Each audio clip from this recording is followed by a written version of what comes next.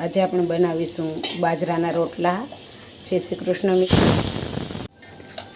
તો આપણે બનાવી રહ્યા છીએ બાજરાના રોટલા અને લોટ તૈયાર થઈ રહ્યો છે અને તાવડી થપવા માટે મૂકી દીધી છે અને લોટ તૈયાર થઈ રહ્યો છે। હવે રોટલો ઘડાઈ રહ્યો છે। જુઓ કેવો સરસ હાથેથી બનાવી રહ્યા છે। જુઓ કેવો સરસ રોટલો હાથેથી બનાવી રહ્યા છે।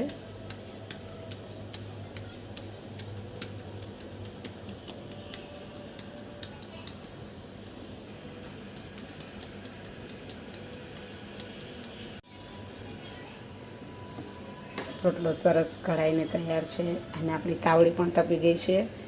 તો રોટલો તાવડીમાં નાખી દઈશું। એક બાજુ સરસ થઈ ગયો છે, આપણે તેને પલટાવી લીધો છે।